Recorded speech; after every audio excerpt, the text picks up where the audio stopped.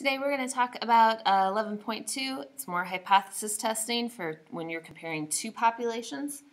When we were doing 11.1, we talked about comparing two populations and we knew the population standard deviation, sigma.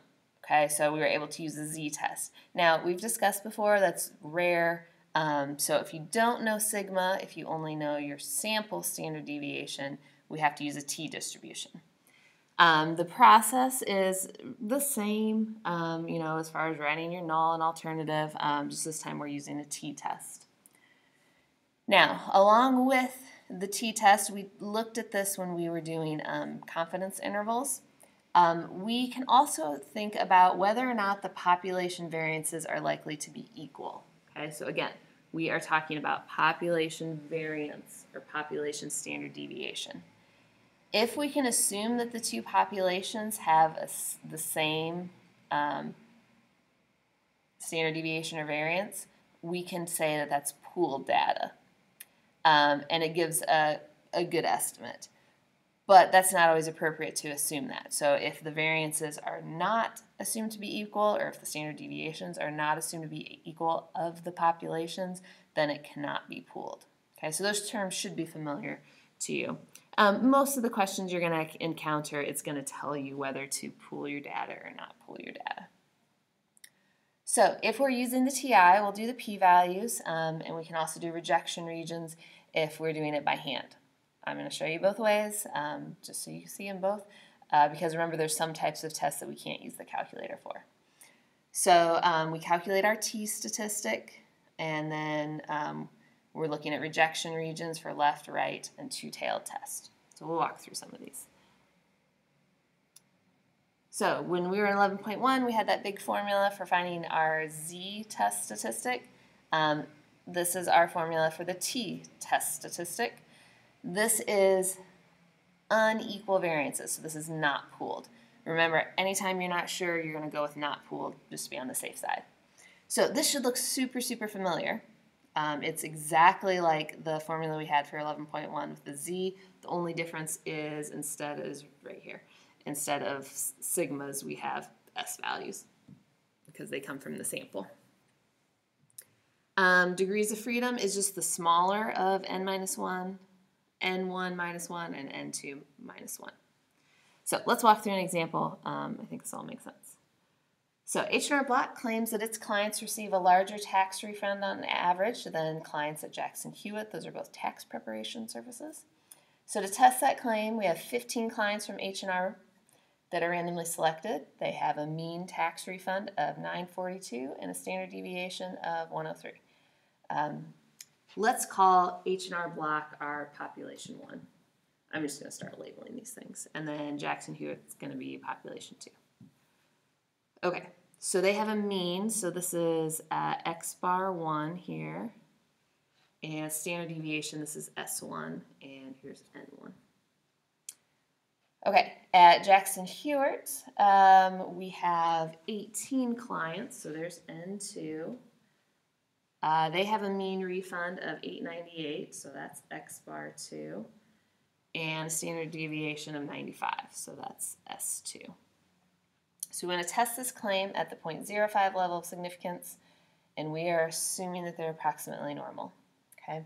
Now, this didn't tell us anything about pooled, so we cannot assume that they are, so we're going to do the not pooled. We're going to do this by hand, and then we'll also do on the calculator. So we are going to start with our null and alternative.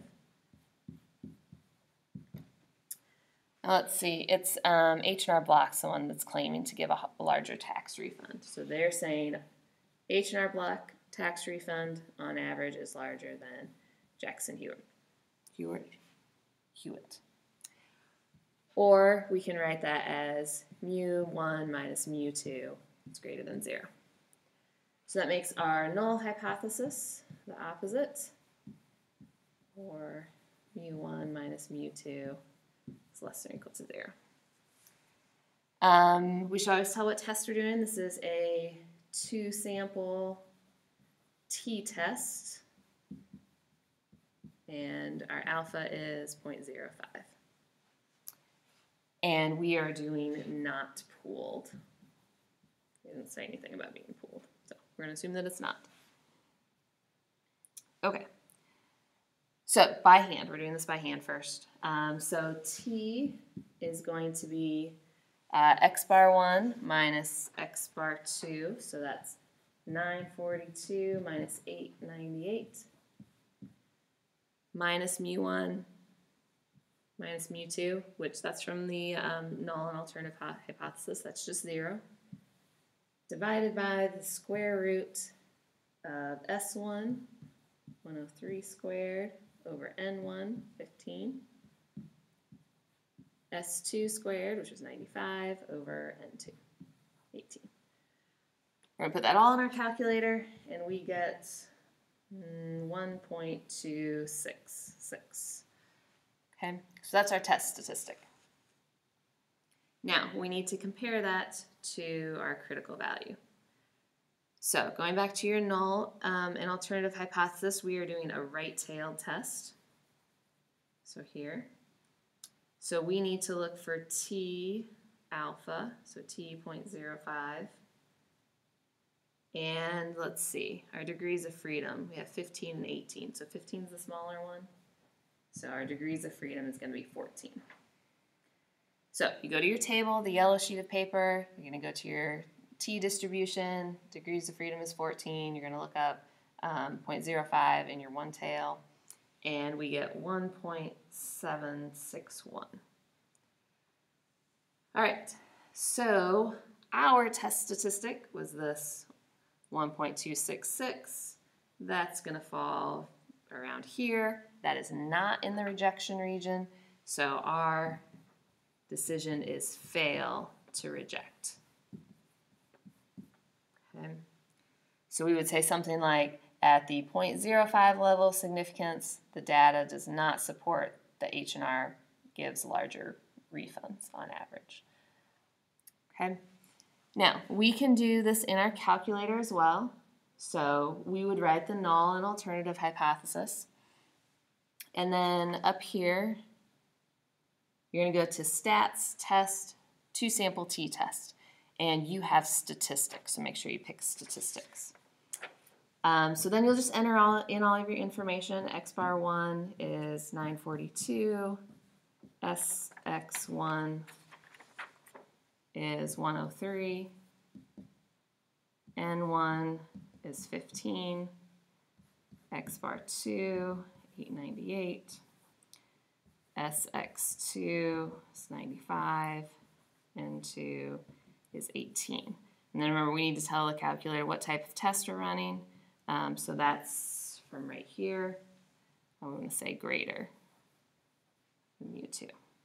And then the one last thing it's going to ask is if it's pooled or not. So we are not pooled. So you're going to make sure you say no on that. Run the whole test, you hit calculate. It should give you your t statistic, so it's going to give you this 1.266 or something really, really close to that. But what we're really concerned about is the p-value, which is 0.1079. We're going to compare that to our alpha, which is 0.05. The p-value is not less than alpha, so same decision, fail to reject. So at the 0.05 level of significance, the data does not support that H&R gives larger average refunds. On the next slide and in the next clip, we will look at if we're able to pool our data.